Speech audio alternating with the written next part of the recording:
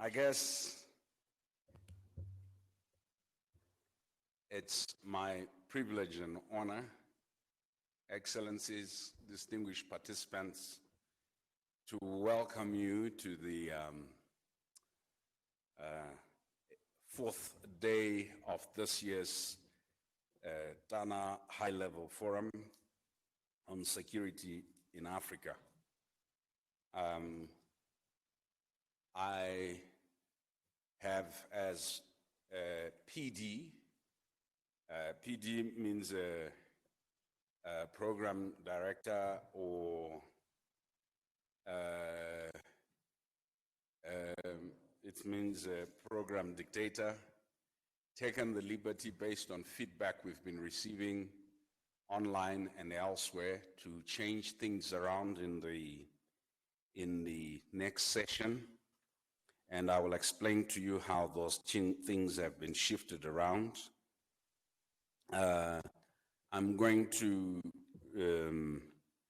we have the following people on the panel. I'm going to moderate, and we've turned the moderator of the panel is going to make some input, who the original moderator of the panel from the programs that you received. I have also, in order to make this a little bit more exciting, requested 3 colleagues to join the conversation. It's also, there are angles that we want to be infused into this particular session so that when we get into the remaining sessions tomorrow, we will have at least had a foretaste of this. So I'm going to ask Carol, and I'm going to ask Dr. Jonas to come to the stage. I already have Mr. Chris Marolane on the stage, and I'll explain to you why I have asked them to come to the stage. We're joined online already by, as I said, Dr. Tafer Tesfachu, who is the former director of the Division for Africa at the Least Developed Countries Special Programs at UNCTAD. Dr. Tesfachu is currently senior advisor to the Tony Blair Institute for Global Change, TBI. Prior to joining TBI, he was a member of the United Nations Conference on Trade and Development. I will not go, their biographies are online. For reasons that I will explain tomorrow, the Secretary General of the AfCFTA, who is actually here, as you know, is unable to make this particular session, but we already changed it around a little.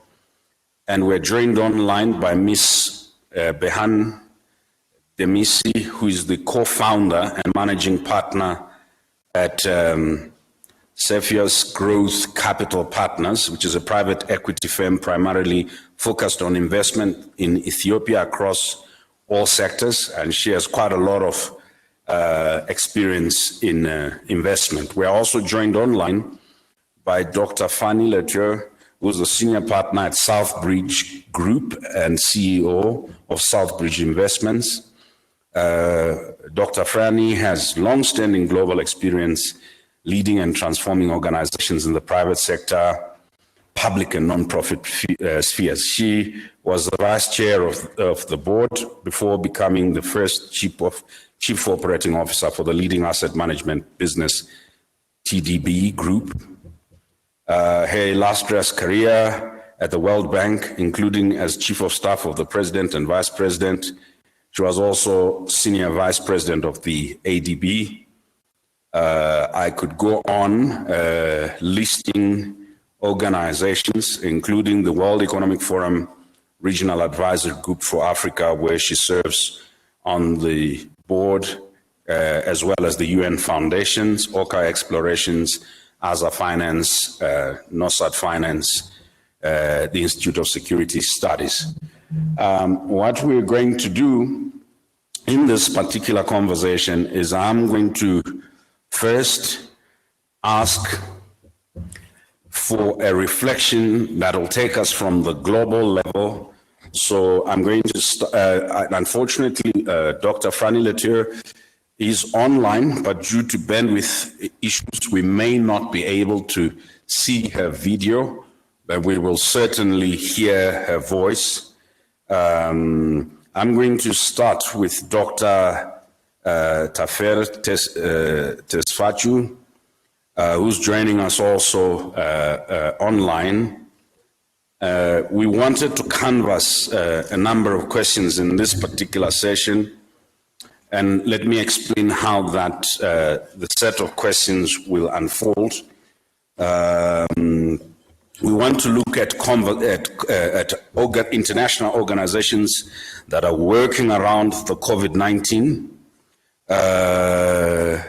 and how this can contribute to accelerating the AfCFTA implementation. We also want to look at peculiar challenges that global governance institutions face and must address, and what links exist between those challenges and peace and security. So I'm going to ask Dr. Frannie and Dr. Tesfaciu to take those, and also we're going to look at what linkages can be developed with the private sector to accelerate the AfCFTA. I'm going to ask Ms. Demissie to take the private sector question, as well as the country level implementation plans. But I'm then going to turn after that to Chris Banzelenko Simaroleng, who has worked in telecoms and worked in the media and comms and works in governance at a senior level. And I will not give you his glowing CV because tomorrow you will get to hear about Chris and Carol.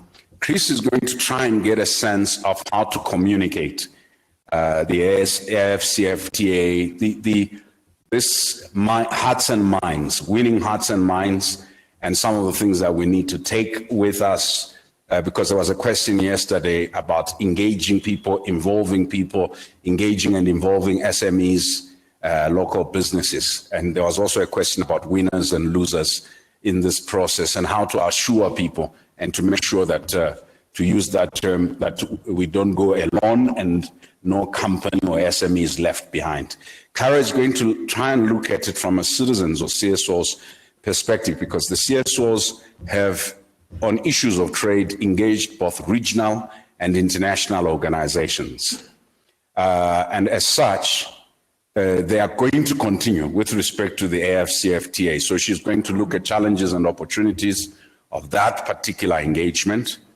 And then Dr. Jonas, who you know is the director of the IPSS, is going to speak to the role that African academic and research institutions can play. So, but we're going to start with the delegates that are joining us online.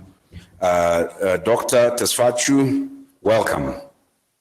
I'd like you to tackle the first two questions. I'll give each of the panelists 5 minutes. And then after your 5 minutes, there may be 1 or 2 questions, but I'll try and take 2 of you and come back and push back. So Dr. Tesfaciu, I'll start with you, then I'll go to Dr. Frannie afterwards.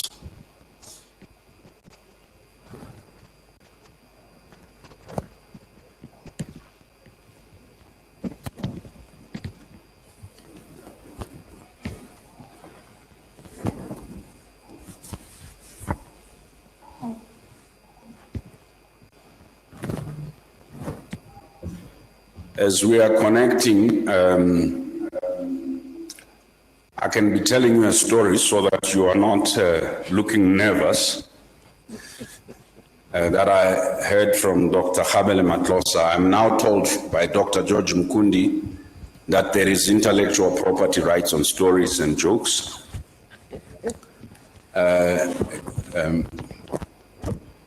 distinguished professor went to give a presentation on a complicated physics topic, and the room was full of people, so he went into the theorems, and as he was deep in himself and in explaining the theories, people started leaving at around 12:45 until everybody had left the room and there was only one person.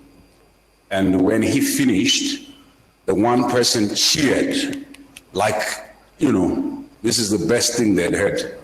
And then the professor turned to the young man who was cheering and said, "Oh, young man, you're the only one who is committed to knowledge and understanding. All the other ignoramuses left before hearing my punchline." And then the young man says, "Sorry, professor, I wasn't in the conference. I own the PA system. I was waiting for you to finish." Yeah. So, yes. Are we good? Yes, I think we are connected now. Can you hear me? Please go ahead, sir. Okay. Thank you very much, moderator. Thank you very much. There is an echo. Yes. Thank you very much, moderator. I wish also to thank the TANA Forum for giving me this. You have posed two important questions. Let me very quickly try to address each. The first one on international organizations. Well, as you know, the AfCFTA process has advanced. In fact, it was going to be launched and become operational this past July. It couldn't because of COVID-19 and the global economic crisis. Therefore, whether we like it or not, many of the either trade or economic issues are going to be dictated by what happens in terms of progress fighting the pandemic. In Africa, as you know, about 40 or so countries have introduced either full or partial lockdown, and many of them are going through difficult times, both in terms of export decline, unemployment, many policy responses to tackle the immediate and also long-term impact of the pandemic. Production is more or less stopping in many parts of Africa. Under these conditions, trying to implement the AfCFTA agreement would have been futile. So it's understandable that the launch and the start of operationalizing the agreement is postponed to January 2021. So in that respect, the role of international organizations that are currently reorienting their activities to support countries, including in Africa, to fight the pandemic is critical to the extent that the agreement operationalization will depend African countries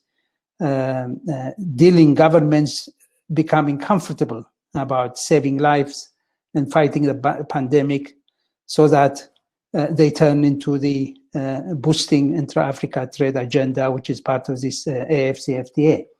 That's very critical. So in that respect, international organizations, starting from WHO, which is in the front line of this fight against the pandemic, plus other international organizations that are, as I said, reorienting their activities to help countries in many fields, in many areas, from education and tackling poverty. Already we hear that the number of people falling into the poverty is in Africa alone is going to be 40 million people, and that's going to be the priority for many countries at the moment.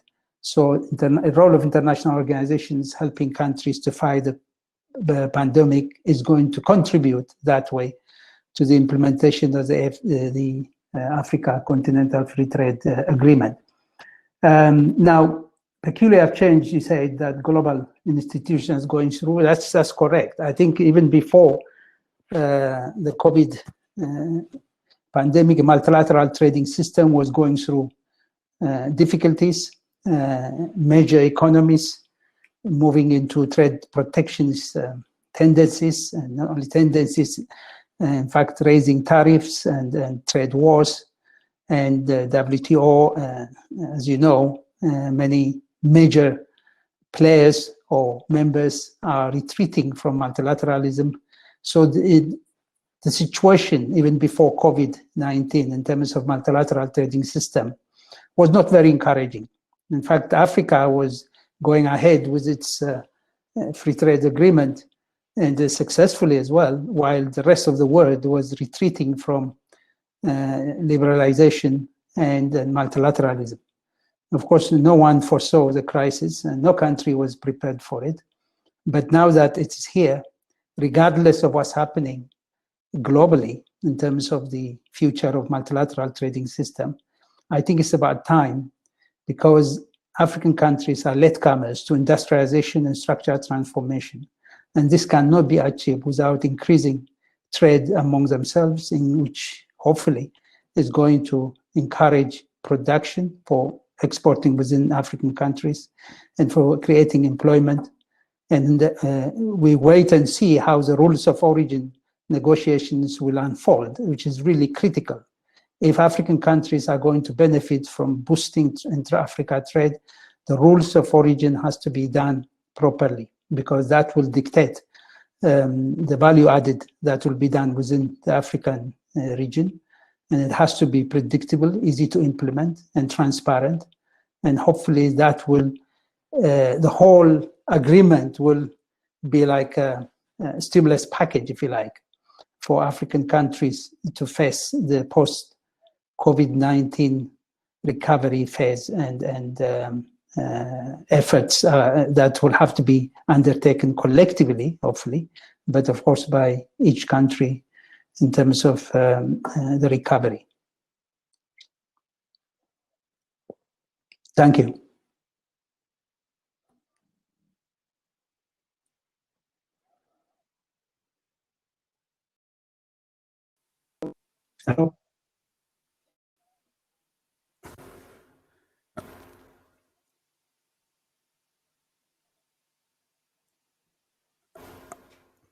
Dr. Frannie Leautier. Yes, thank you very much, moderator.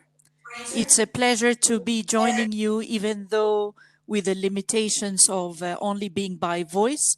And this is an indication of the times that we're living with the COVID-19 crisis, preventing us from being physically in the same place for this very important forum. I will say a few words on what I see as the opportunities for the continental free trade area to progress, and how the private sector and the financial institutions have adjusted or are planning to adjust in order to push forward during this critical moment. The first thing that I would like to say is, when you notice the global disruptions that took place in the supply chains, and those that Africa as a continent is particularly reliant on, what it created within Africa is a response mechanism to say, first of all, let's look at the immediate health-related manufactures that can be done on the continent, and using our existing distribution systems to connect from one country to the other where we have surplus manufacturing capacity to where we don't.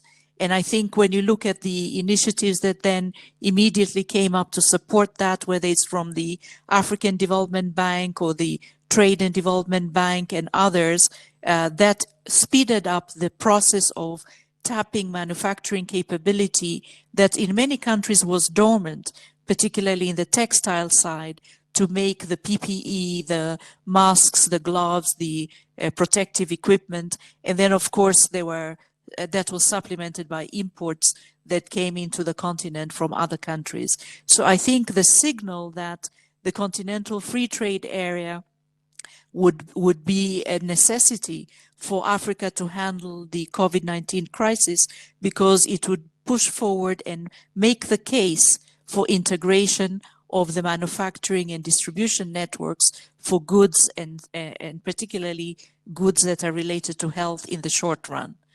The second thing that happened is Africa had already started to make a big push forward in the financial sector when you look at the almost ubiquity of the use of mobile money. And when the COVID crisis hit, those businesses that are tech dependent, that were tech ready, like the financial institutions that already had advanced on money, mobile money, they were able to, even in the early days, continue to do business almost as usual. And this advantage then pushed forward the idea that we should now open up the flows of funds from one country to the other and to allow mobile money to go beyond national borders. And you can see a lot of progress taking place, for example, in the SADC region, where the countries are now looking at how they can open up their economies to allow fintech and mobile financial services to move forward. So this is another blessing in disguise for the continental free trade area as a result of the COVID crisis. The third, which I think is rather interesting because it had started at a level of doing it for reasons of lack of access, which is online education. A lot of African professionals who wanted to advance in their career had been doing that through online learning because it's very difficult, particularly for women, to leave their family and go and take a master's degree or a PhD, having young people, young children to take care of. So a lot of the professionals had already started using online learning. So when the crisis hit again, it made it very urgent to then expand on the digital access to education, and I think positioned those countries and those individual universities and learning centers that had already started to use these forms of education, put them in the spotlight and allowed them to advance. And what is interesting is many of them are actually privately operated universities and learning centers, but it also includes some renowned public universities like the Ghana Institute of Management and Public Administration, GIMPA. You have the Tanzania Distance Learning Center. You have the Kenyatta University, and you have many others, including the 2IE in Ouagadougou. So I'm just citing a few to give you the examples of those who had already started this form of online learning. So I think going forward, there are three things I'll say and then I'll stop. One is we now have an opportunity to reinvest in the future and to use that investment to further deepen the regional integration so that the continental free trade area can become a reality. And the first is to invest in the last mile connections between countries that will allow goods to flow more freely. Second, to invest in the rehabilitation and maintenance of infrastructure that has deteriorated that could very easily be upgraded with public spending. And you have seen, for example, that the managing director of the IMF has come up saying that that could be one of the best expenditures to make because it would generate jobs in the short run, generate jobs in the long term, indirect jobs, and at the moment fix those infrastructures and direct public spending to quality areas. And then the third area would be to really now invest in the small and medium enterprises, because those are the ones that have been hardest hit by the COVID crisis, and they would be the driver for future regional integration. Let me stop here for now. Thank you very much, moderator.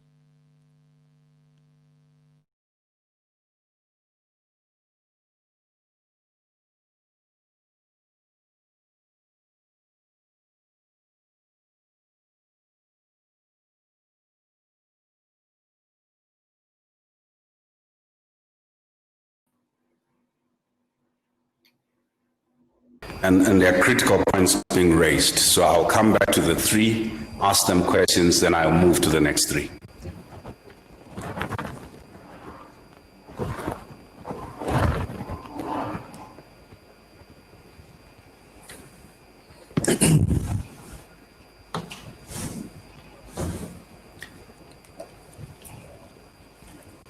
As we wait for her to connect, I will tell you another story which looks at the gender dynamics of virtual working.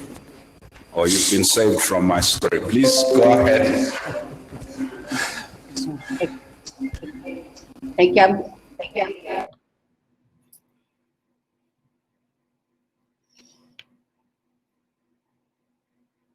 So I'm trying to share my screen, sorry.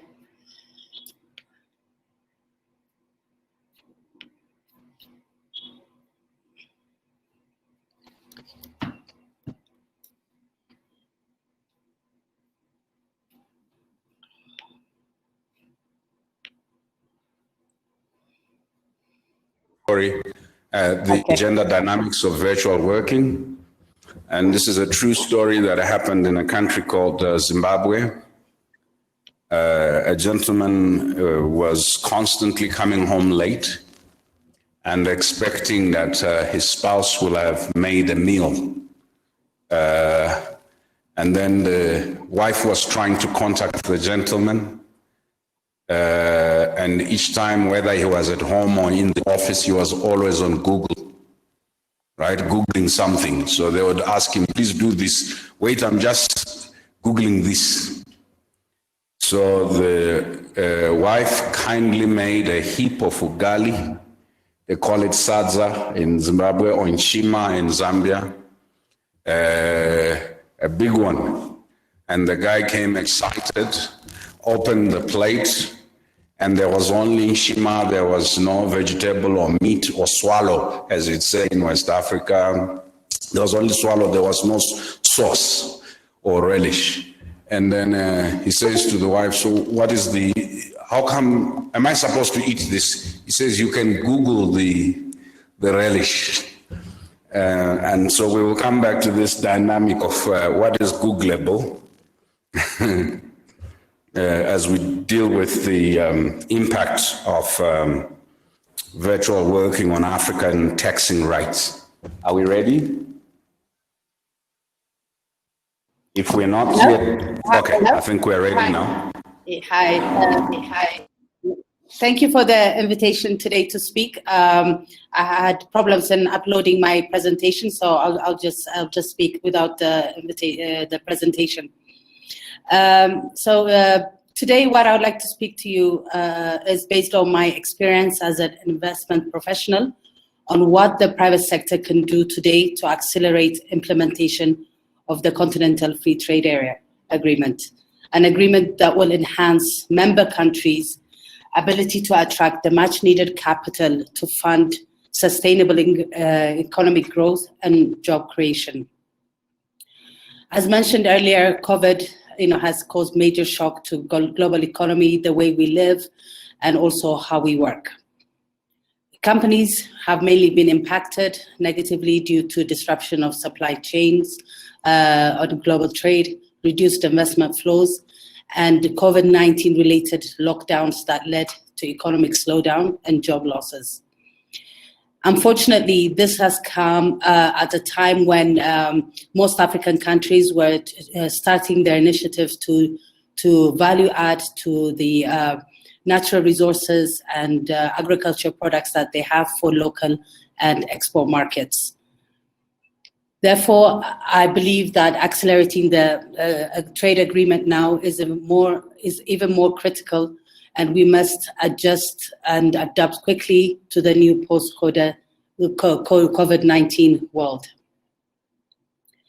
Some of the things that COVID has shown us and demonstrated it to us is the critical importance of having strong healthcare systems, alternative source of supplies, strong local and regional markets and production capacities, advantages of processing and value addition to our natural resources and agriculture products, strong logistics operations, and the importance of having technology to use us to continue to connect and trade globally.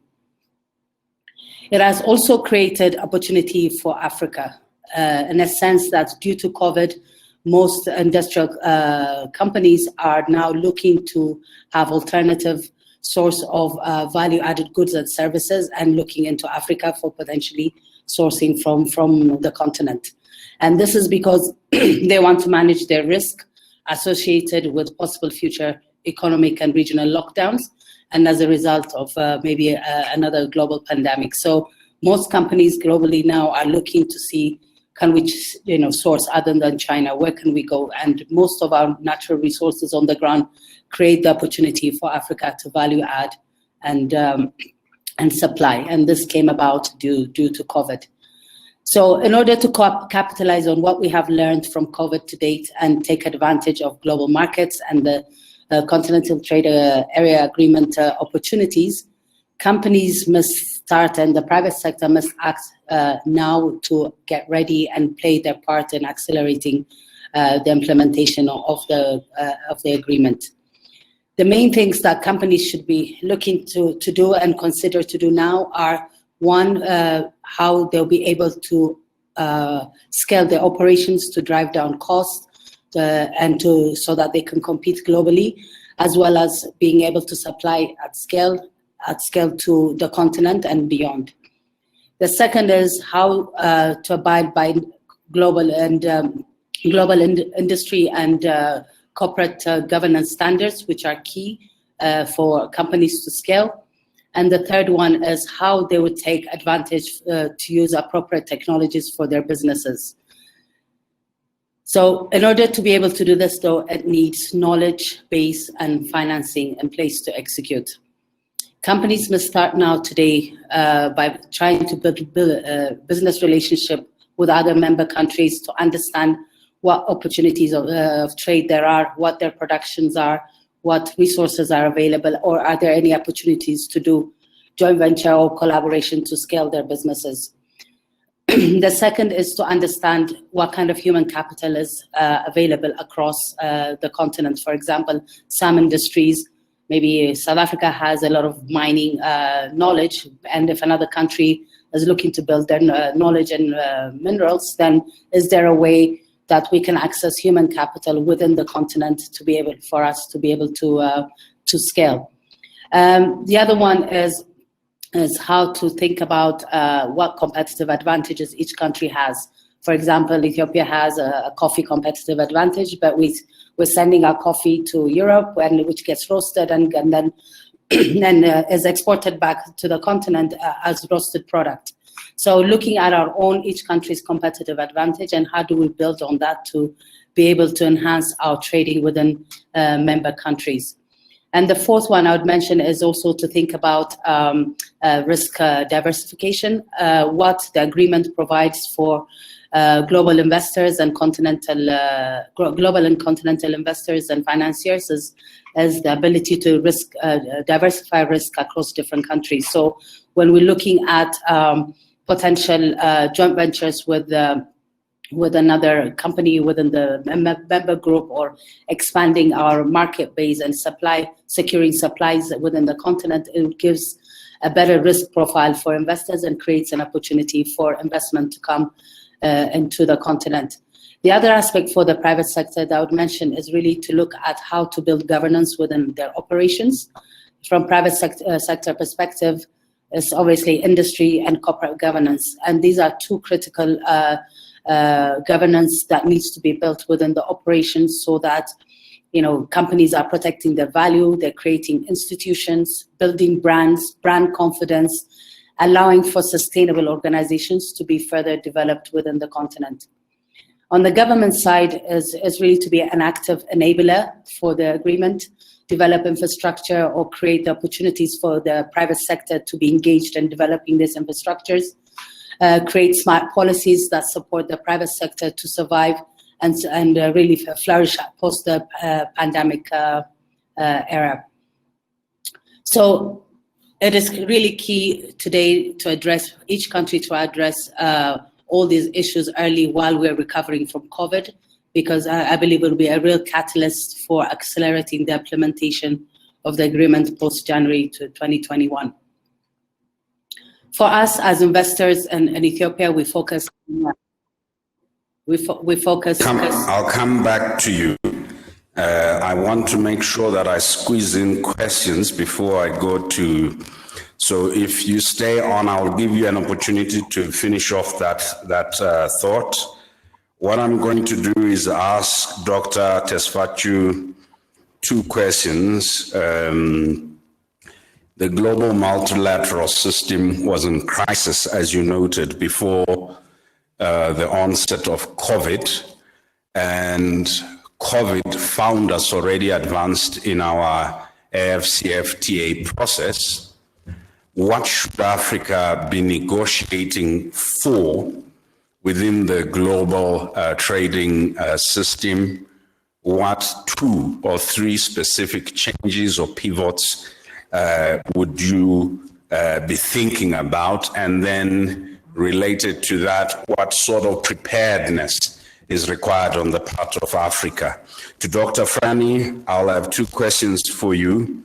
With respect to virtual trade or virtual working, it's been noted that we have Google and Amazon operating in Africa, but they are not taxed in Africa. The possibility of having global conglomerates or monopolies operating, offering a service that we're using, but that diminishes the taxing rights of African countries. In your view, in order to take advantage of virtual working, how do we assure African countries taxing rights, and at the same time to getting the quality service? Then the second question is a question that I know you are passionate about with respect to online education, and you already touched on the gender dimensions, the question of inequity or inequitable access. I'm thinking about refugee children or children of asylum seekers and rural children and persons living in informal settlements. How do we ratchet up the infrastructural spread so that the dividend that arises out of greater use of virtual means of working is there? And the last, because for some years you presided over an institution that did public sector capacity development. What sort of preparedness and how? Because we noted most African governments shut down totally, and they didn't even have residual virtual platforms to enable citizens to access from justice to service. And then lastly, Ms. Demissie, I'd like you, perhaps you'll take a minute to finish your idea, but you make specific suggestions on governance, industry governance, and also company governance for value, institution building, brands, and confidence. Looking at where the majority of the African SMEs are, what sort of radical intervention is required from the state, from private sector or business management organizations, and other support, intermediate support organizations to ensure that African private sector entities, especially in the least developed countries, don't end up worse off. So I'm just going to do that round with you, and then these colleagues are going to raise issues, and I'll come back to you to respond to any of the issues the colleagues on the stage would have raised. Would you, Dr. Tesfaciu, over to you. So let's try and take about 3 or so minutes if you can, and be brief. Thank you so much.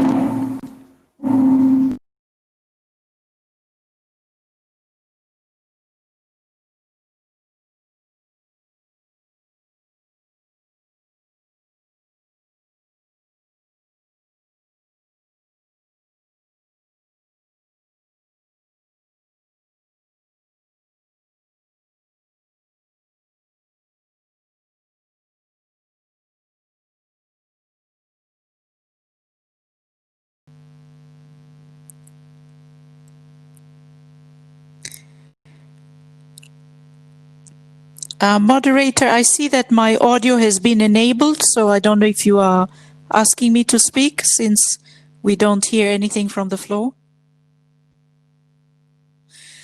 All right. Thank you, moderator. On the question of taxing the global digital companies, I think it's a question first of each country in Africa, and then at the Pan-African level to determine the priorities, because there is the concept of efficient tax.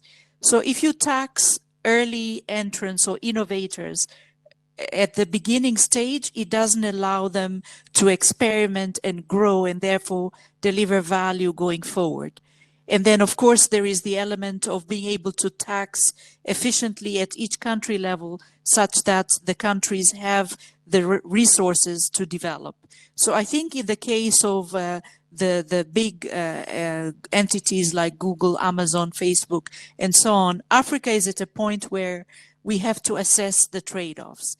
I believe, for your second question, to expand access to excluded groups like refugees, children in rural areas, and others who don't have access to services and education, digital platforms could be extremely useful for that. And the question then is how we balance the capturing revenues from the limited activity right now versus expanding access and allowing those companies to do that when they're enjoying certain tax advantages. So I think this is something that we would need to determine as a trade-off. My personal bias would be to provide expansion of access and more innovation before we start going after taxes on the revenue generating side. But to agree on what that point is, where we can then start to ask these big companies that are in the digital space to pay taxes. I give the example of drone technology that can provide services to rural areas for education, or that can be used to monitor Africa's wildlife and to prevent poaching, or that can bring very needed services in the health side to rural areas and disadvantaged groups. And those technologies are very critical for that. On your last question on readiness, I think it's really important for every country to assess relative to the national strategy, but also to the regional and regional integration strategy, where each country is on the readiness for a digital future. Because clearly quite a few countries have made advances, but there are some bottlenecks that need to be addressed. For example, balancing, again, freedom of exchange versus controlling aspects like illicit finance, money laundering, and all these governance aspects that are very critical at the country level, but also globally. And that test of readiness, I think, is important for the financial institutions. Then you have the digital service area, which services always lags goods in terms of regional integration. But with the COVID situation, it has been the other way around. So how do we use this opportunity to actually check where we are on readiness and push forward in advancing the areas where we remain behind? And then the third one, which I think is very critical, is getting the kind of skills we need in the public sector to understand these technologies and their implications for today and for the future. Because if we don't have public sector officials who can set the strategy and policy, we will again miss an opportunity to leapfrog in a way that doesn't leave others behind, in a way that doesn't endanger society, and in a way that doesn't provide the maximum opportunity for the small and medium enterprises and for the excluded groups. I look at peace and security in three areas: jobs. The better ready we are for the digital future, the better ready we will be to create jobs in the future. Looking at inclusion, the more we provide access to excluded groups, the better chance we have for bringing inclusive democracies. And thirdly, managing the tension between innovation and risk and particularly risk of instability, risk of illicit activity, and other risks. And how we do those three things will secure a digital future for Africa that is also stable and peaceful. Thank you. Before I'm still waiting for Dr. Tesfachu, but just one small one. What kind of African state do you see playing the roles that you described? So this would be a state that is highly capable, meaning it has the administrative wherewithal with skilled people who are able to make those decisions. Now, we don't need to have many of them, but we need to have enough of them. And I think if you have 2 skilled people in each ministry, that should be sufficient for the level of decision making that we have to take at the moment. You need a state that is globally aware and able to source the best ideas from other places. And you can see the examples if you take the way South Korea or China or Japan, and more recently, if you look at what Mauritius was able to do within our continent, they were able to go and source ideas from different places in the world and bring them to bear to the local decisions around the digital economy. And I think the third is you need a state that balances between authority and control and innovation and access to information, getting that balance right. Because if you go too far on the authoritarian and control area, no innovation happens. You don't have peace and security at the end. You don't have learning. And on the other hand, if you don't have sufficient authority and control, illicit activity can evolve, and you need to be aware of that. So I think those 3 factors are very critical for what would be a capable state for the future of a digital economy. Ms. Demissie, you noted the questions that I asked. Yes, about governance. Yeah. Okay. I mean, there's a lot I think the private sector as well as government can do to intervene to make sure that governance is instilled within the SME companies on the continent. I mean, the first thing would be from the government side, the intervention would be to really make sure that reporting, there's transparency, there's accountability within the organizations, and also there's certain international standards are being met. For example, it could be an environmental standard, so we don't want companies that are emitting and polluting the continent and at the same time producing these products. And the other way would be like standards of product, certification of product that when they are being exported or being traded within the continent are being met. But I think most of the onus lies within the private sector rather than government intervention. The private sectors, if they need to have a sustainable and a growing companies across the continent, these are the ways that people can have confidence in their products and services that they're providing. That means people will be able to pay and access their products, and have to be run transparently and with accountability from the board all the way to management, and on their products to have this ethically run processes and procedures within the organization. So if they want to last and grow and be sustainable in this very competitive world, all those things have to be put in place. For example, when we're exporting to Europe or any other place, they ask, if they have child labor, and if you do, the Europeans or the West countries, they don't buy it. Are you polluting the economy, the environment? So all these things that are international standards and certification on how to run your business ethically will allow you to compete globally and also be an active participant in the African free trade arena. So I think governments can do the high level, the macro intervention of making sure that the certification are done and provided to the companies, but the onus is, I think, more on the private sectors themselves to make sure these governance standards are met.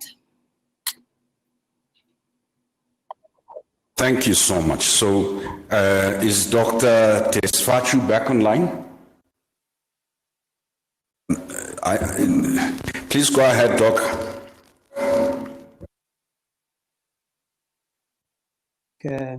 Anyway, thank you very much. And very quickly to deal with the two questions you raised. On the global side, I think as Ms. Berhane and Dr. Leautier have highlighted, that we're learning a lot of things from this crisis, the COVID pandemic and the crisis that it has generated globally. As I said earlier, not only that the multilateral trade system were having difficulties, but one thing we've learned now, and what the world has learned, is that the model of industrialization, which is export-led industrialization driven by global value chains, is problematic. And I think with the total disruption of not only production, but trade, and the inability of many companies from textile, leather, and other type of producers in Africa to be able to sell their products in the major economies, the model of global value chain is really difficult. And now the thinking is that more regional value chains. I think the proximity of these value chains have to be shortened a bit. So in that respect, the CFTA has come at the right time, because African countries should develop regional value chains when they trade. And that means rethinking the export-led industrialization that many African countries, including my own country, Ethiopia, have been pushing the last couple of decades, aimed at linking with global corporations that determine what should be produced and how it's produced and where it's sold, and with minimum regional level value chains. I think that has to change. So I think one of the lessons that in African governments has to pick up is that regional value chains must be pushed as part of this CFTA. The second one is that now that the agreement has been signed and about 30 or so countries, African countries, have deposited their instruments of ratification, which in itself is a signal that countries are very serious and willing to introduce the type of reforms necessary to push with this free trade agenda. They have to advance on the tariff scheduling. And that usually is a very tricky area, because each country has its own other considerations when reducing tariff, although in principle, we know that the agreement envisages tariffs going in the long term to zero. But the negotiations have to be advanced for each country submitting which products and how far they're going to reduce when. And because different countries have the right to do their own negotiating with other countries in terms of how much they reduce. But I think this has to be accelerated. And otherwise, the CFTA is going to be, in principle, an ideal next move, but in practice, the implementation is going to be delayed. This is apart from, as I said earlier, a very, very important next step is to advance on rules of origin, which is very important. Now, the third point I wish to highlight is the role of the private sector. And I'm glad that we have two colleagues here who know a lot about the private sector. And at the end of the day, ultimately, it's the private sector that produces the goods that African country can trade. I think it's important. It's one thing to agree on rules and regulations, standards, and so on, and customs and other related procedures. But ultimately, African countries have to produce goods they can trade and services they can trade with each other, and the private sector is really critical. So moving to the second question of preparedness, very quickly, In terms of preparedness, the first thing I wish to highlight is that something that when countries negotiate, they think afterwards as an afterthought is the logistics and infrastructure. Moving goods around efficiently is very important if free trade area is going to work. And the reason why many private companies in Africa rely on imports coming from outside Africa when they are producing is because that chain, that supply chain outside Africa is very efficient. You can get your goods in time, and the cost of capital tends to be cheaper outside, and producers tend to supply the type of inputs you want on time and at a reasonable cost. That's why buying from within Africa is usually a problem. Therefore, this aspect has to be looked into.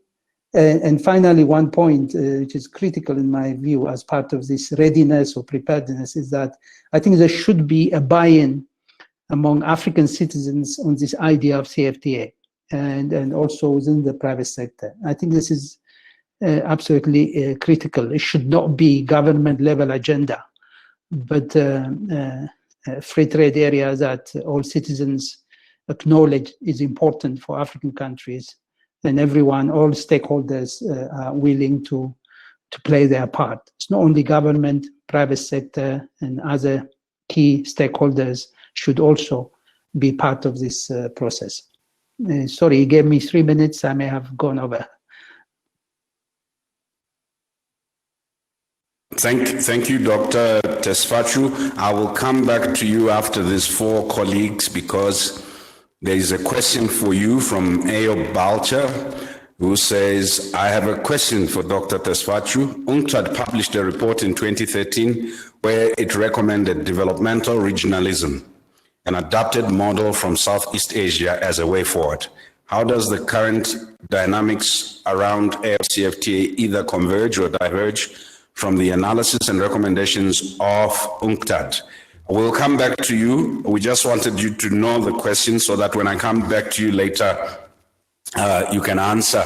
I will now move because you started talking about buy-in. I'm going to move to Bandlalem Kosi, Chris Maroleng. Chris, you've heard us talk over the last few days about all these grand and great and possible things. And as you have heard Dr. Tesfaciu say, you've got to win the hearts and minds of African peoples. And you are the expert in this area of communication, worked in industry. What needs to be done? Thank you, Program Director. And certainly I'm coming from the perspective that says that it's incumbent if the free trade area and of course, the agreements that form the AfCFTA are to work, that first of all, we do not put a good crisis to waste. And by that, what do I mean? I'm effectively talking about the situation that we find ourselves in right now, which is that we are faced with the negative impacts of the COVID pandemic.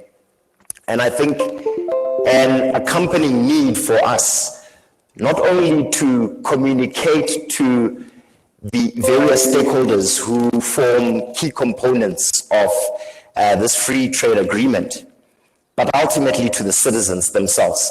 And why is this important? It's important because the COVID pandemic has really created a situation where we have seen key challenges on the state and its capacity. That is, the capacity of the state to deliver, the capacity of multilateral institutions and organizations to deliver. And this has also led to an attendant lack of trust, particularly in the minds of citizens, the private sector, small, medium enterprises, who are looking on the state infrastructure, multilateral organizations, really to provide some kind of direction, some kind of reprieve from the negative downsides of this COVID pandemic. So what does this reprieve that I talk about look like? I would argue, Program Director, that what we should be looking for, really by way of positioning the free trade agreement as a mechanism that can disrupt, that can add impetus to commerce and industry, really as a vehicle that creates shared value. Shared value amongst who? Shared value amongst the primary stakeholders who will form the key components of this free trade agreement. That is the private sector, the public sector, and of course, citizens. And by citizens, I'm also talking about members of our communities who basically form the essential parts of small, medium enterprises that now have an opportunity to exploit new markets through this free trade agreement and possible area that will be created from it. But how do we do it? How do we position effective communications that actually demonstrates that it is one of the key, let's call it initiatives, continental initiatives that have the capacity to restore stability and also maybe to stimulate economic activities on the African continent? I would argue that we need to demonstrate what that upside is. And that upside effectively has been indicated by the speakers who have come before me. The upside is in areas of disruption around using financial or fintech, looking at digitalization of systems, creating integrated, let's call it logistical transport infrastructure that can ultimately be the locus through which we develop an integrated free trade center based on a logistics system that is designed for this opportunity. I've also said that from a financial perspective, it's been said that the free trade area, if we focus on these key components, particularly within the private sector, the finance sector, and of course, small, medium enterprises, is how do we capacitate them? How do we empower them by giving them the necessary finances to engage in the kind of trade that will act as a stimulus or growth of trade within the region. And I say this because a lot of people have argued that this free trade agreement will not work if ultimately it benefits, let's call it multinational corporations who are operating in Africa at the expense of indigenous African commerce and industrial bodies that are trying to find and exploit new trade opportunities. So in essence, we need to not only talk the talk and communicate the upside of what this free trade agreement is, but ensure that in essence, it does deliver this upside or the benefits that we talk about, whether it's in terms of financial capacity, logistical infrastructure, or opportunities around disruption that we talk about in the digitized spaces that have been referred to earlier on. Thank you, Chris. Caro, as citizens, you hear business talk about private sector-led growth. You hear bureaucrats talk about the coming paradise. What sort of opportunities and challenges do you see in paradise? I want to make an assumption that paradise in this context is after, or is paradise the global governance institutions? Well, you choose for, I think it's both, it's after. Global governance institutions are either a barrier and opportunity, but I leave it to you to give us your take on these things. Okay, so global governance institutions, in my opinion, suffer from process and output challenges. One of them being like transparency, legitimization, those kind of problems. I'm going to address legitimacy of global governance institutions. Most people that these organizations are meant to serve don't feel they have the mandate to do what they are supposed to do. They are not felt. So for that reason, legitimacy of these organizations are questioned. Secondly, there is the issue of funding for CSOs. He who pays the piper calls the tune. So with that in mind, just the other day, in the middle of a pandemic, the US pulled out of support for WHO. And that was a blow, yes, in as much as it was properly handled, it was a blow. So it's a high time that we started looking for different ways of funding our activities, here in Africa. How do you find philanthropists within? And what is it that they can do to, bridge in the gaps that we have currently? We need to find our own solutions to our own problems within. We need to identify different people, philanthropists and just individuals, to assist us with fundraising in order to meet our obligations. After is the new baby on the block. So we actually, in this conference, because we are still trying to figure out where after we'll be relating with peace and security.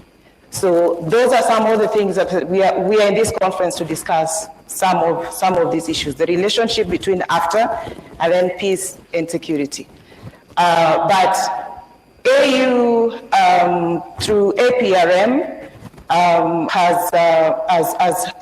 is an oversight organization that is coming up to just help us mitigate between these issues and find a central place where we are able to address all these issues together. Yes. You raised an important issue, Carol. I'll come back to Dr. Frannie on it later on. Dr. Frannie, please note on alternative financing mechanism for the implementation of the AfCFTA, and in particular, I think Carol raises the issue of philanthropy as an alternative finance mechanism for development. Let me move to Doc. Doc,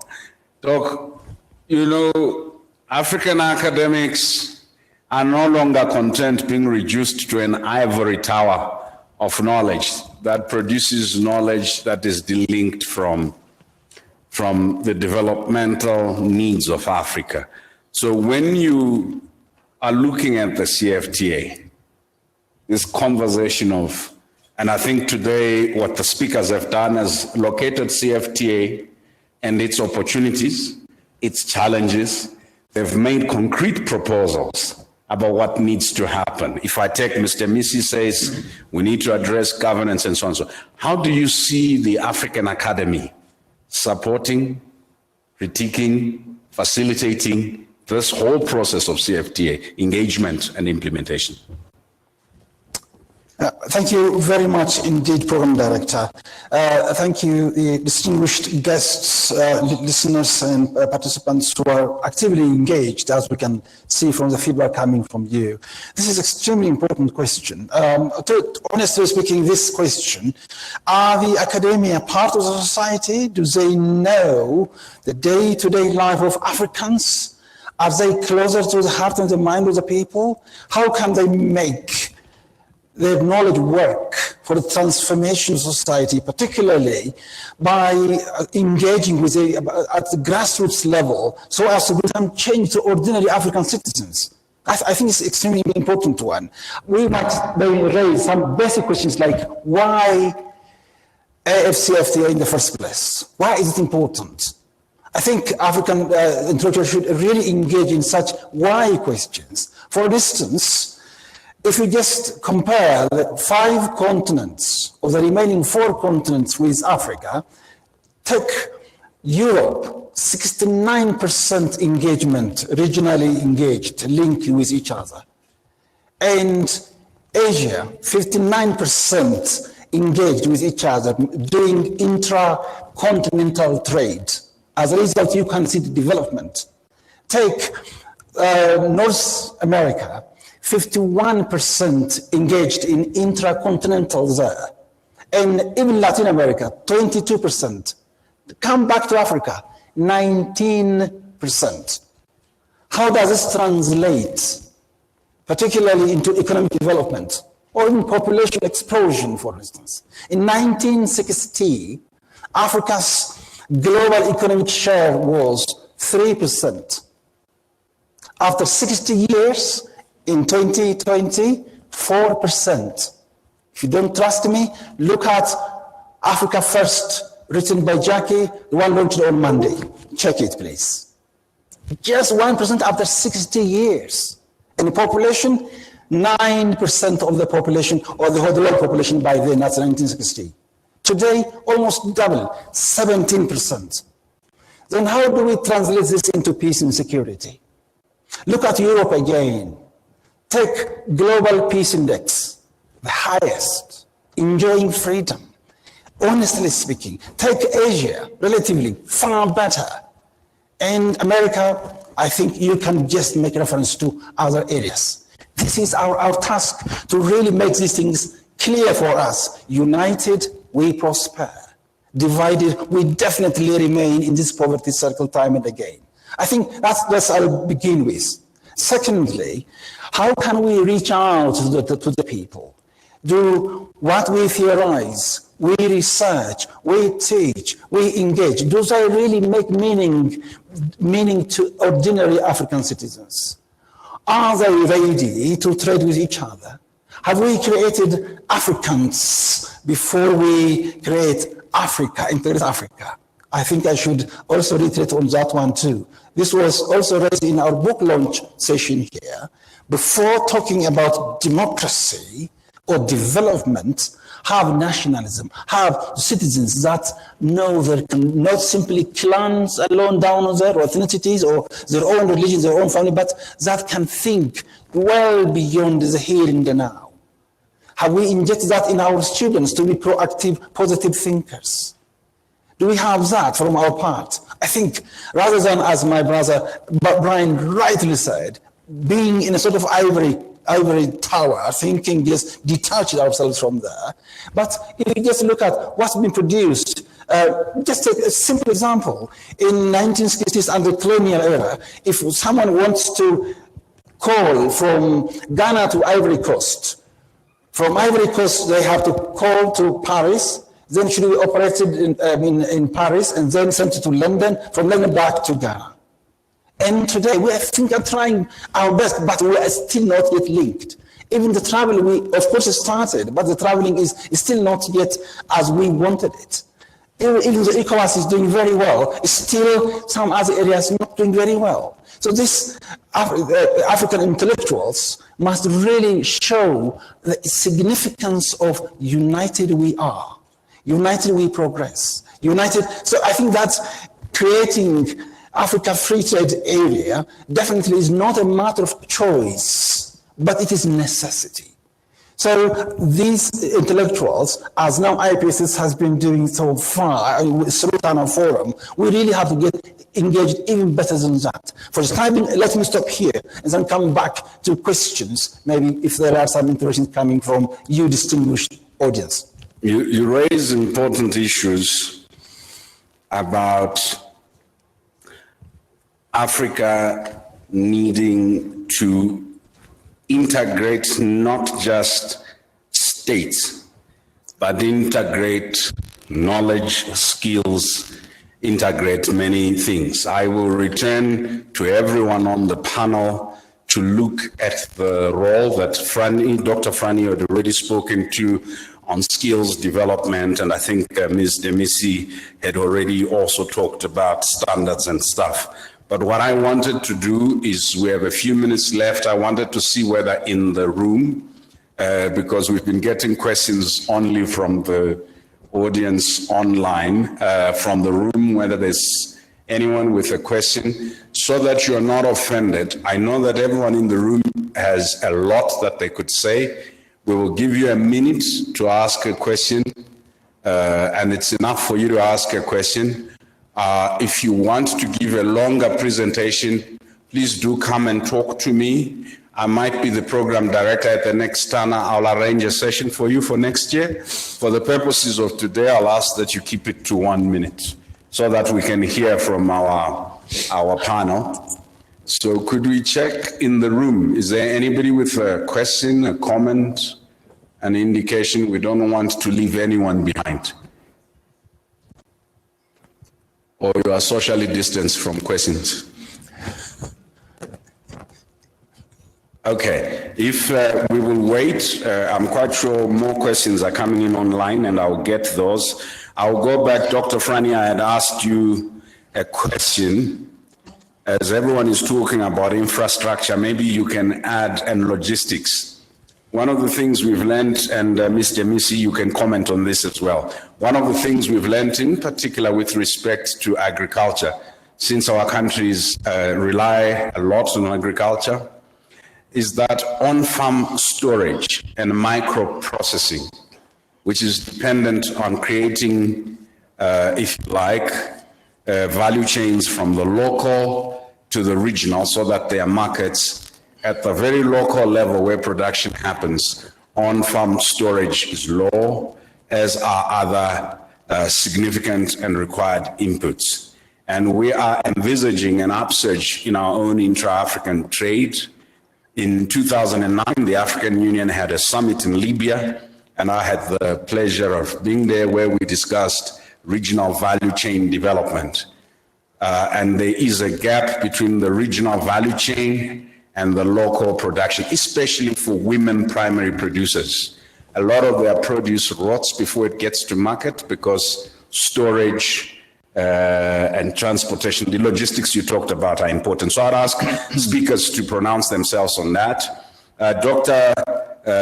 Tesfachu, your question from Ayo Balcha was, you propounded as UNCTAD, or UNCTAD, since you are not UNCTAD, propounded the idea of developmental regionalism similar to the model adopted in Southeast Asia as a way forward for Africa. How do the current dynamics around the AfCFTA either converge or diverge from the analysis and recommendations of UNCTAD then? And then Ms. Demissie, I think you already raised, Ms. Demissie, very important issues about institution building. I just wanted you to reflect on a question that's come in. A lot of Africans who already trade across borders are family businesses. They are cross-border, they're women, they don't have an institution that's formalized, partly because the regime of formalization may be difficult. Do you envisage us having to force all SMEs to become formalized? And if so, what sort of backlash do you envisage, or what sort of support and opportunity? Should all small be formalized, and should all small be grown into big? And then for the rest of the panel, once the three main panelists have, Chris, I'll come back to you on the issue of communication. We've been talking about AfCFTA largely in French, English, Portuguese, and Arabic. And these are languages that we in conference rooms are fond of and we fight over, but a significant portion of the African population does not speak those languages. You were talking about communication and buy-in. How do we move from Anglophone, Francophone, Lusophone, Arabophone, and any other phony to the people? And then Carol, Mama Mboga must see benefit in this CFTA. in your view, is Mama Mboga currently at the table? If so, how do we bring Mama Mboga at the table? Does this leave her out?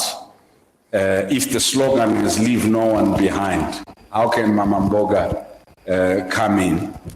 And you may also want to reflect with Doc on the issue of Frannie. Dr. Frannie talked about job security, right?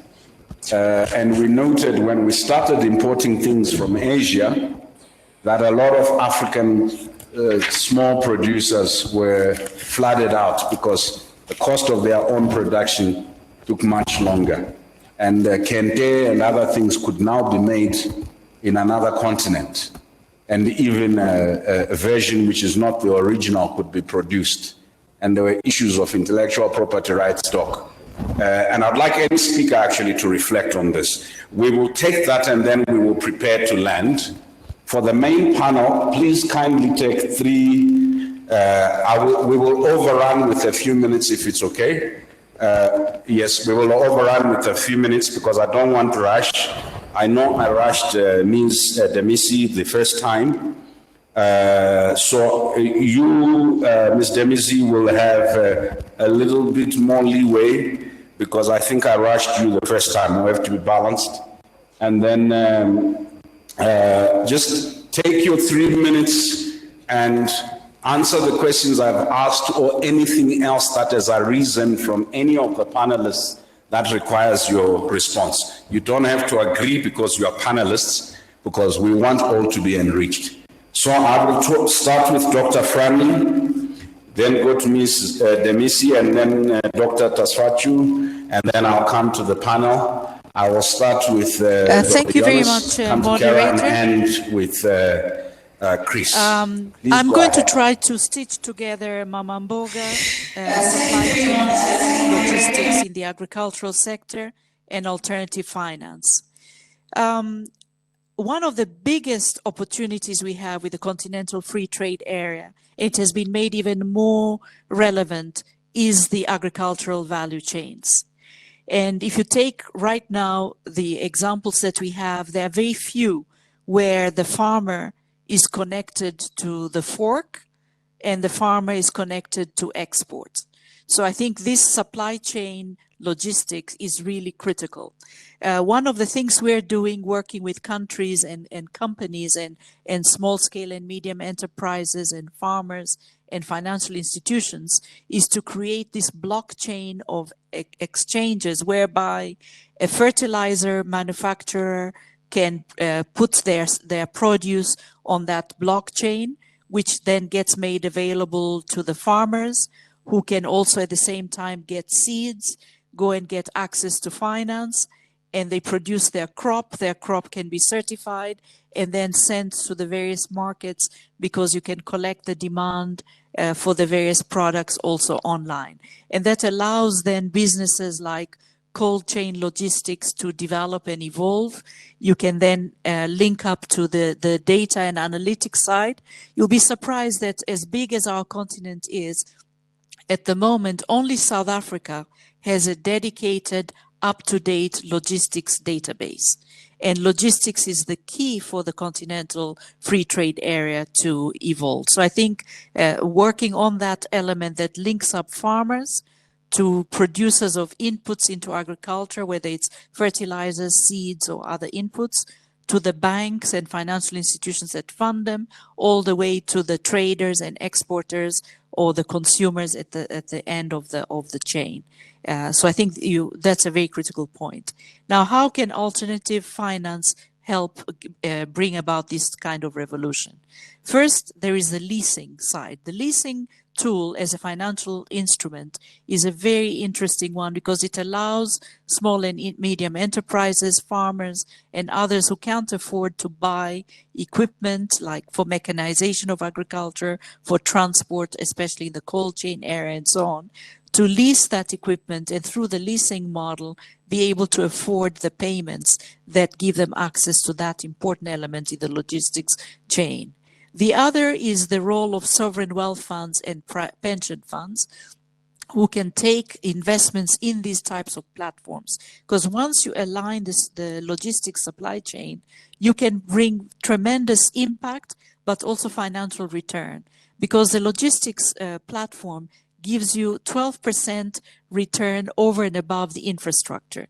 And when you go then to the next level on the consumables, then you add another 10% return. So this becomes a very good opportunity for sovereign wealth funds and for pension funds to invest and unlock.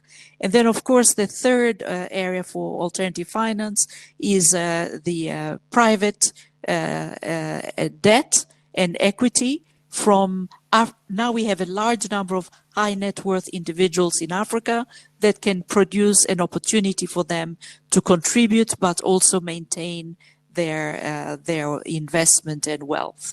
And then the last comment I would make then is beyond the food and nutrition side, this could also be very valuable for agricultural commodities, because with what we have on the continental land that is available for agriculture, we could actually bring about this revolution that is a green revolution for food and nutrition, but also for export of important products that are in high demand in the rest of the world.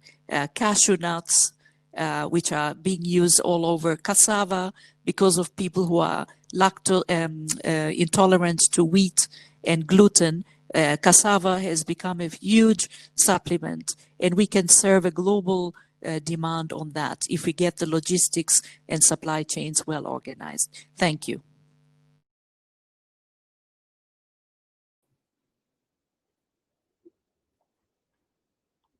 Okay, thank you. So on the second question that you Dr. Frannie, that was asked, if Ms. all Demissie.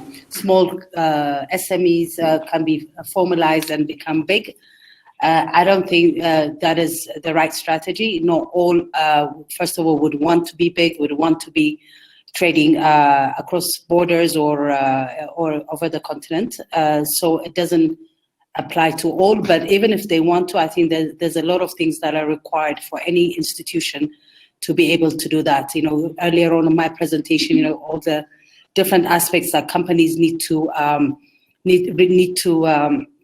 think about if they want to be a continental-wide players are quite significant and needs a lot of knowledge, human capital, and finance to execute, and all have this governance standards to be able to do that. So would the small companies have the resources or even the want to be able to scale and become big? No, and I don't think everybody can do it.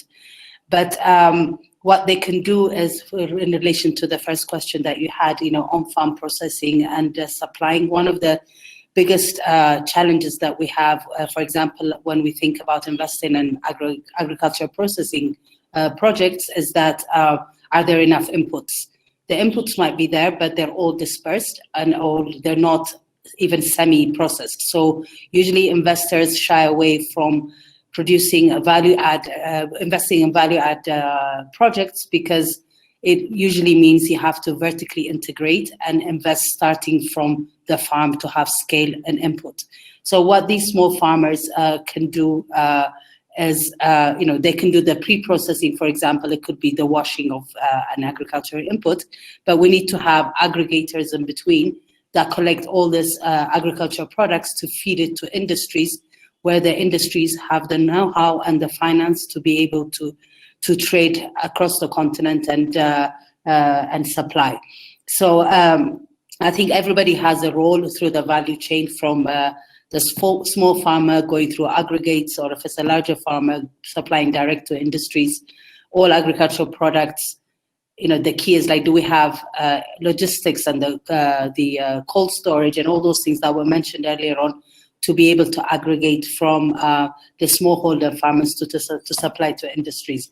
So so it's not for all, and you know, even if we're like able to trade our big commodities that are value added within the continent, and I think that would be a major achievement for this agreement. So there's still markets within the local scenario, even though we have the Continental Free Trade Agreement, there's still market for them anyways to supply locally and not having to go big. It's when you want to go big, the resources, the finance are extremely important to have, to execute and be active in this agreement.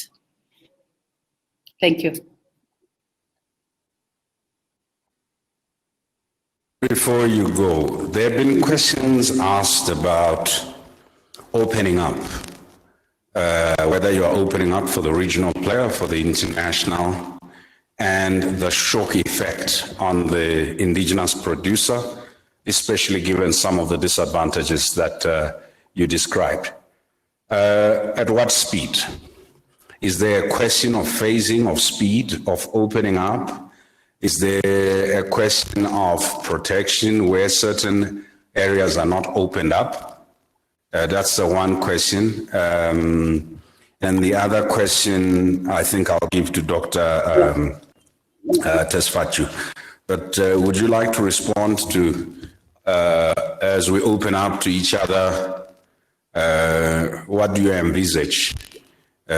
Open up now, or it'll be phased? If so, how long do you envisage? Opening up is something that is going to come, and we only have limited time to protect our markets. You know, if you're looking at it at the country level, for example, there are different countries having different protection. But if we're going towards having a Continental Trade Agreement, I think we don't have that much time to say we're protecting this and we're not protecting that. And it's very difficult.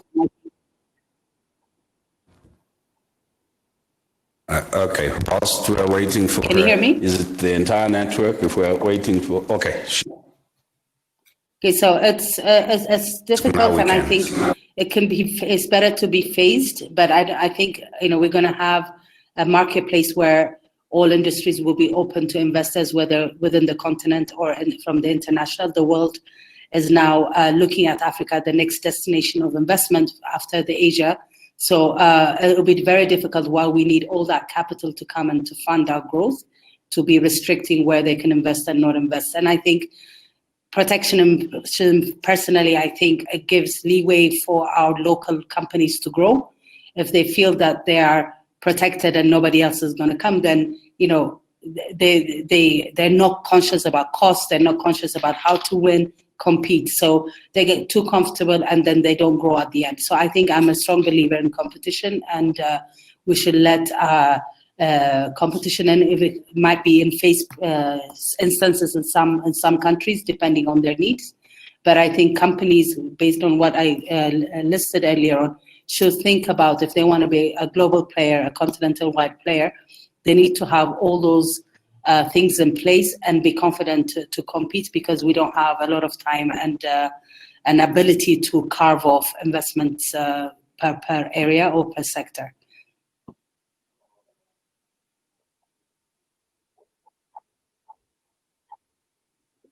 Just one more question for you to take 30 seconds to answer.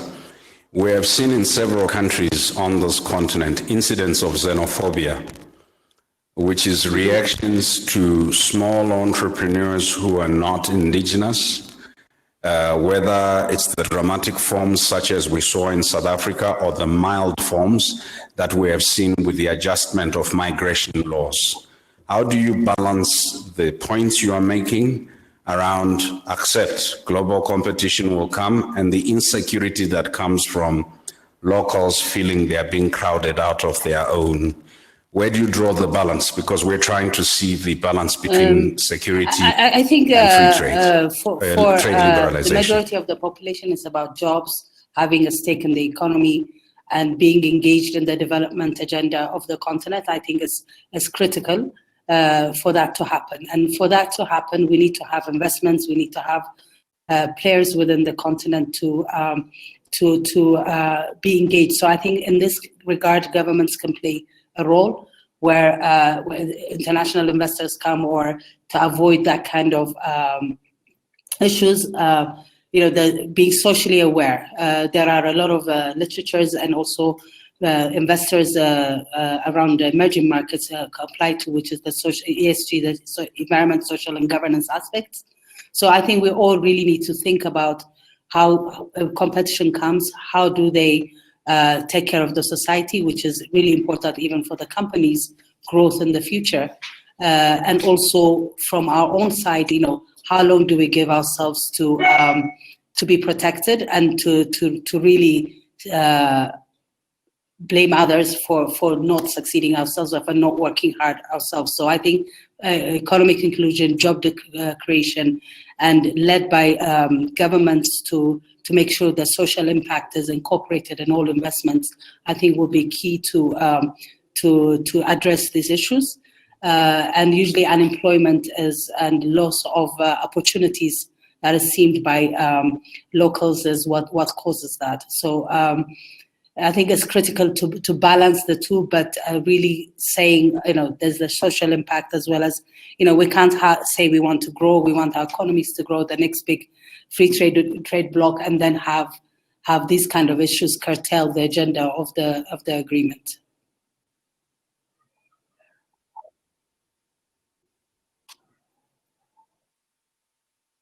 Thank you so much. Dr. Tesfaciu?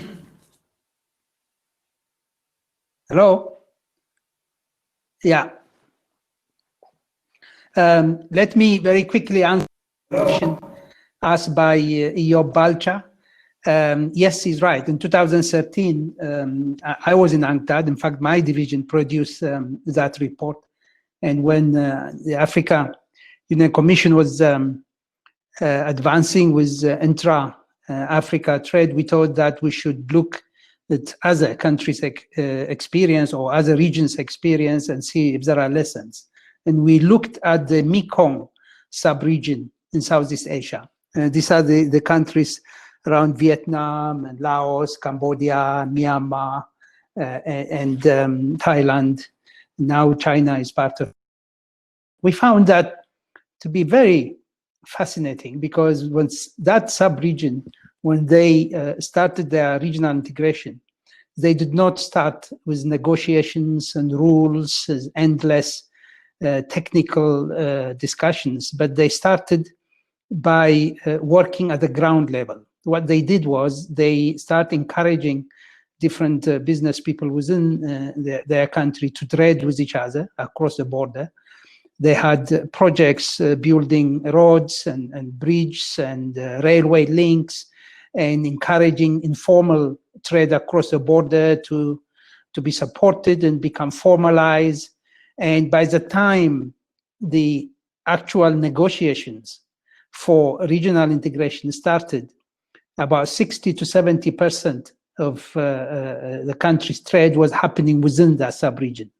So it was, first of all, driven by trying to develop at the ground level development-oriented trade activities.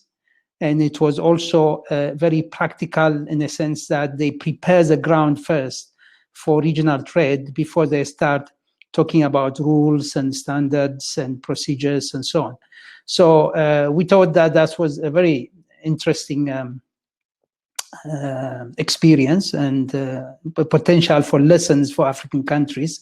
So to answer the question, if you're asking whether that experience converges or diverges with what was happening in Africa, well, I would say it diverges a bit. I think in Africa, what we've done is we started with negotiations first, and now we're going to implement. And it's during implementation, especially in some region in West Africa, that the practical problems of trading across the border is going to be a reality and a headache now, because a lot of the trade for many of the smaller countries in that part of Africa is mainly outside Africa rather than within the region. I mean, SADC and EAC, East African Community, is much more advanced than in the West. So that's the lesson from that exercise. Very quickly, with your indulgence, moderator, I just want to highlight one point. The point you mentioned about are we opening up so that other foreigners, foreign companies can come and take advantage in our free trade area.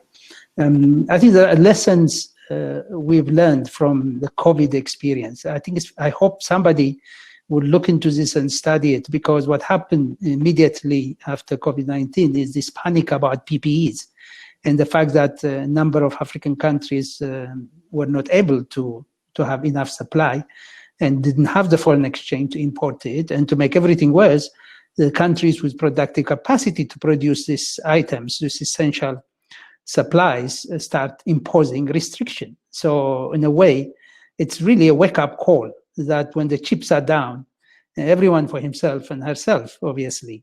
And there was a big lesson for Africa. That's why many African countries, I think about 20 of them, start what they call repurposing, i.e. looking inward to see if there are companies that could produce these PPEs. And it's a big lesson. It's a really big lesson, because I know a country where this has happened. There were 30 companies identified to produce PPEs of one sort or another. Quality is a different matter, but they will produce. Interestingly, 29 of them are foreign companies. Now, I think we have to really think about our productive capacity. Product capacity is a capacity that enables countries to produce quality goods and services that they can either consume or export. And if many African countries, the product capacity is very low, the CFTA, what it will do is it will open up African market for possibly foreign companies to come and supply by basing themselves in one of the other African countries. I know this has been discussed, and I know technical people within negotiations would say that we're going to have a very tight and restrictive rules of origin that will make sure that transshipment will not be allowed, but things are going to be produced within the region with value addition. But I hope that will happen. But productive capacity is absolutely important if Africa is going to benefit from CFTA. It's about knowledge, it's about skill, it's about investment, it's about infrastructure, it's about having a strong technological base to be able to produce the goods that countries can sell with each other. Sorry, I took longer than 3 minutes. I will stop here.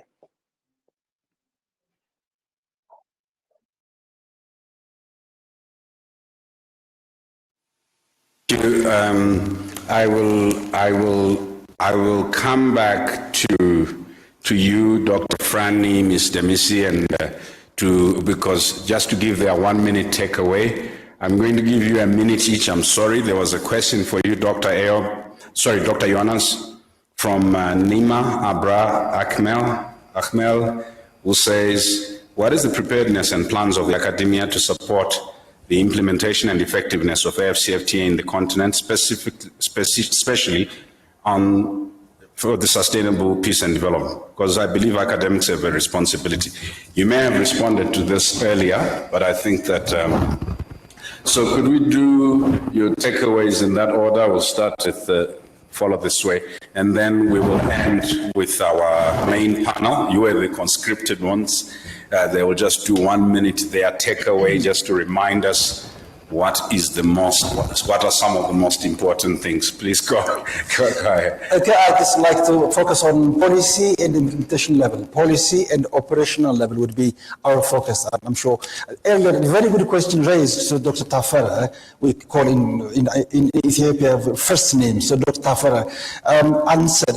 But still, I'd like to add on this developmental regionalism. I think that's very important. Like GERD now, that is Great Ethiopian Renaissance Dam, if you look at, it brings us together Kenyans, Egyptians, Ethiopians, Sudanese, all coming together and then using, one source then for different purposes. Also, cargo coming from Kenya and investing as a private investor in others, her own telephone company or something. Then this this developmental approach, which is based on a regional security complex. That is, if my neighbor is in fire, I can't be in peace. Hence, we just supporting each other. And trade is taken as guarantee for security because we trade each other, hence we need each other's peace and security, seriously speaking. So at policy level, I think this must, particularly AfCFTA, must be taken by all governments and customized, and at the same time, of course, taken into their national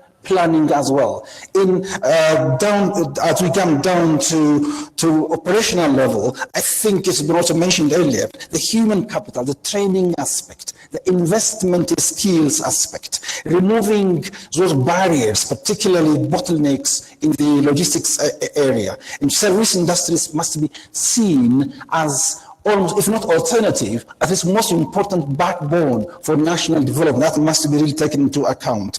And most important, the value yesterday, Brian, you raised, corruption should be away with, and sound policy should be in place so that we can see the talk becoming the walk and the realization of Pan-Africanism. Thank you.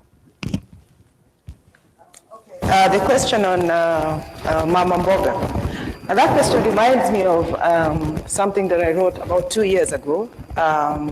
It was an article titled Cross-Border Trading, the Matatu to Peace and Security, Prosperity to Peace and Security in the East African States. So Matatu, I used the Matatu analogy as Matatus are privately owned public transport in my country. So Mama Mboga, 70% of cross-border trading happening currently, 70% of the traders are women. They are the ones Brian refers to as Mama Mboga. So what does Mama Mboga want? Mama Mboga wants to make a living and just their meager trading trends across the borders. That is their source of living. So what do they need for AfTA to, what does AfTA need? How does AfTA engage Mama Mboga right from the grassroots? One is enhanced communication. There should be information centers for Mama Mbogas to be accessing information on trading in AfTA. Two is access to financing. Financing is very important for Mama Mboga because AfTA is about value add, made in Africa. Made in Africa has to be quality. So how does Mama Mboga improve the services and the goods that they offer across nations? Because the Mboga that we have that maybe is grown at this little farm might not be enough to feed a whole nation. So how does Mama Mboga scale up one production and also improve on the production for quality services and service provision? Number three, as it is, the Mama Mbogas around already have groups, women groups and other little organizations. We call them chamas. So the chamas are already in place. So how does AfTA take an advantage of the systems that are already in place to further their agenda? I feel AfTA already has systems set in place. What we need to do is just to take an advantage of those systems that are already there. And this would also lead to job creation. We're also supposed to address the issue of job creation. Through Made in Africa, I believe that Mama Mboga will be able to build an empire big enough for even their children to take over. The current use of technology, even Mama Mboga right now is on WhatsApp and other social media platforms. Don't be surprised if Mama Mboga is following us on Twitter right now. So we need to take an advantage of technology that we have right now to disseminate information that is of use to Mama Mboga on the ground. And this, of course, with the support of the national governments and other CSOs. Thank you. Chris? Program Director. Look, from a strategic communications perspective, I think it goes without saying that the success of the Continental Free Trade Area will really be based to a large extent on our ability, who understand, who have studied it, who have engaged in research, who have plans and strategic initiatives that will result in benefits to the continent to effectively communicate what the benefit is. So in this instance, you asked earlier on how do we communicate? It's crucial that we communicate in the language of the people.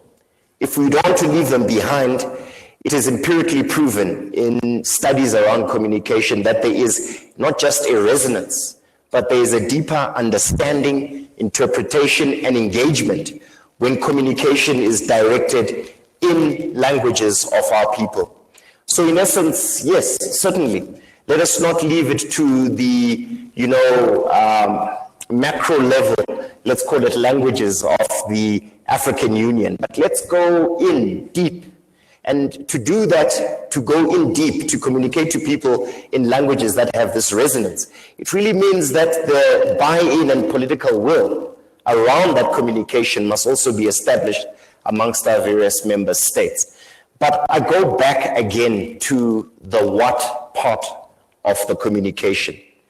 So as much as we communicate and we have omnipresent communication that has the ability to reach as many people as possible in as many languages as possible, this doesn't matter if the content of the communication does not make sense to people, if there is no relevance to what we're saying, if we do not demonstrate an upside, and ultimately let's call it what it is, a movement away from a simple state-centric approach to trade, opening up of free trade areas and trade agreements to really focusing on the locus of that trade, the private sector, communicating to the citizens who may benefit from the upside of establishing this agreement. So in essence, yes, certainly it's about how we communicate, but also about what we communicate. And I think a disproportionate amount of time needs to be spent on establishing really segmented communication that has relevance to both private, public, and indeed lower level small medium enterprises who could benefit potentially from this trade agreement. Thank you, Chris. Just would you indulge me just with a 15-second soundbite there? Is your sense that Africa, on average, African media practitioners, journalists, bloggers, as well as African artists, because the artists, musicians, poets, and others, and authors are really, as we are seeing in terms of youth mobilization, they are very strong. What's your sense of the extent of understanding of AfCFTA in that constituency and engagement? Well, the understanding of AfCFTA will only be relevant if we bring them into fora where we begin right at the beginning to problematize issues around the Continental Free Trade Agreement.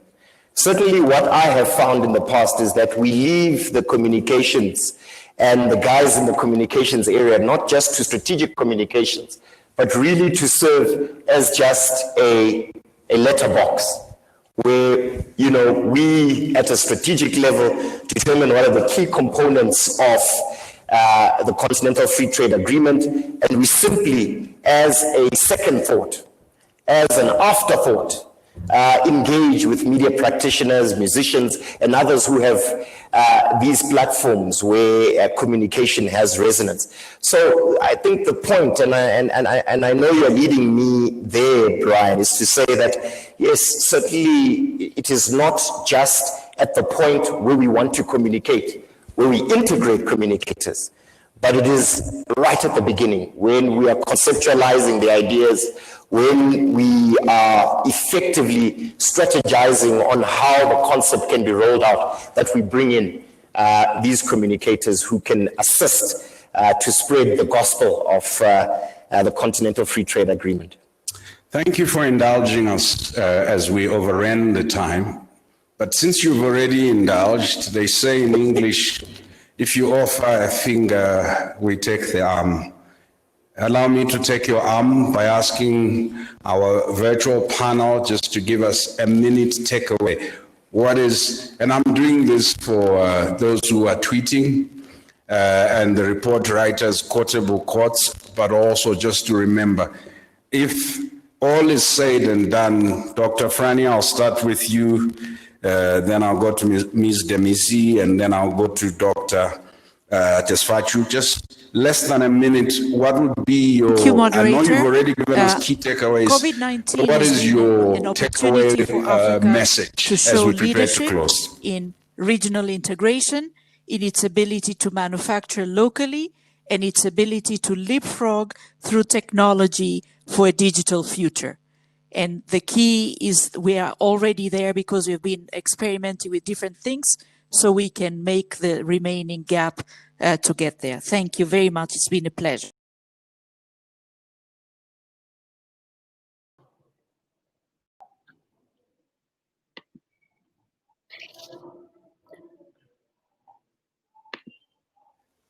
Hello?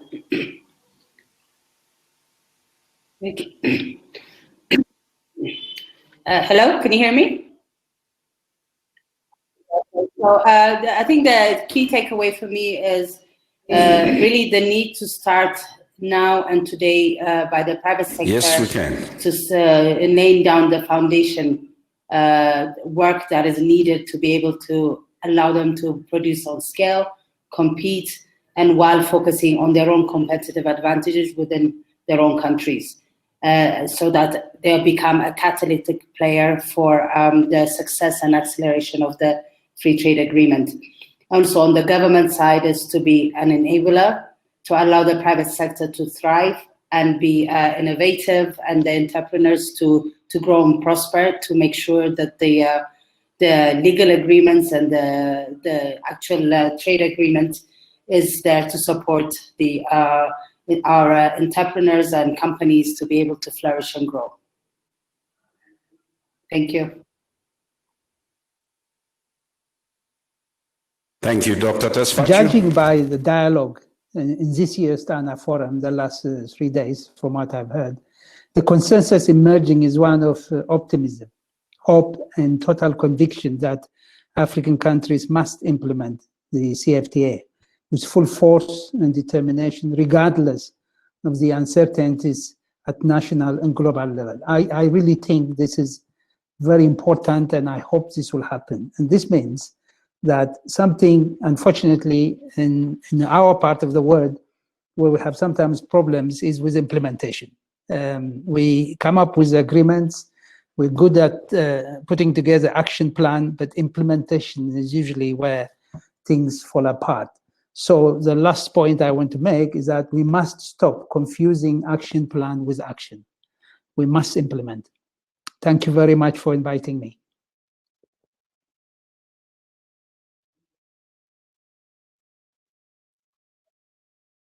Amazing panel. Why don't you join me as we give a pom-pom to Ms. Berhane, Demissie, Dr. Frannie Leautier, Dr.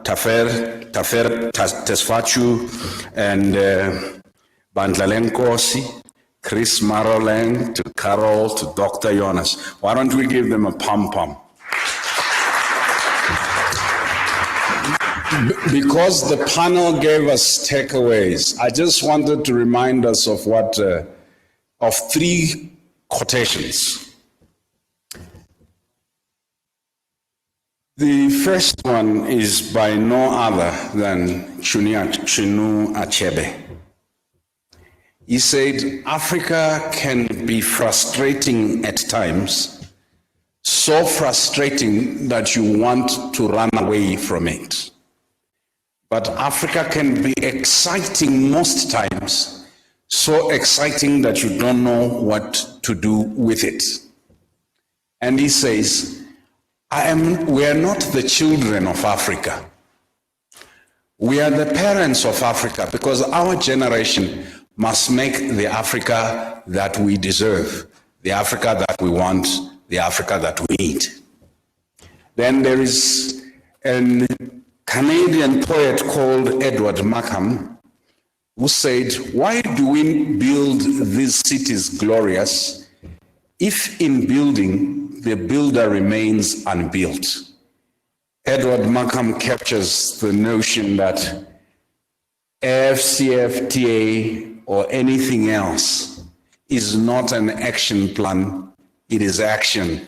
And that action starts with building our people's skills and capabilities and ensuring that they are mind ready, they are persuaded, but it also harvesting from our able panel very distinct ideas that are already happening. The last quotation is from Sekou Touré. Sekou Touré says, it is not enough to do a slogan and mistake it for taking part in the African Revolution, because the slogan is not a revolution. And he was referring to something that all of you might find amusing. Dr. Martin Luther King had been accused by Stokely Carmichael of not chanting the Black Power slogan. And when Dr. Martin Luther King had the opportunity to respond, and it's captured in his book, A Testament of Hope, he asked if any of the people in attendance thought that persons who came from Jewish, Irish, and Scottish communities in America had power. They said yes. He said, how many of you have ever heard of a Jewish, Scottish, and Irish power slogan? He was not saying slogans are not important. He was saying we must not be caught up in symbolism. We must move beyond symbolism to action. So if there's anything we got from this panel, it is that we cannot simply talk about not leaving anyone behind. The fact that the idea is brilliant does not mean our preparedness should be taken for granted. So we heard from both Ms. Demissie and Dr. Frannie Leautier about what it will take to get private sector, to get the public sector ready.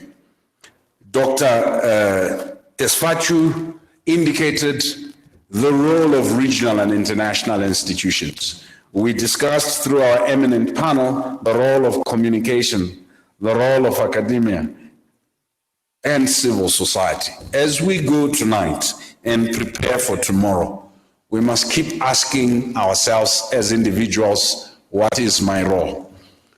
With that, allow me to thank the panel and to thank you for your patience since we ran over the time, and to apologize for any technological glitch. It is because today I was wearing a jacket and the internet was in shock.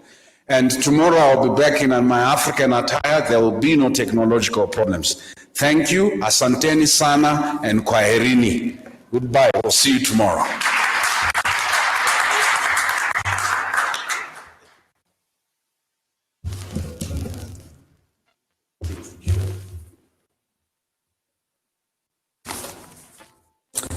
Thank you, colleagues. Thank you.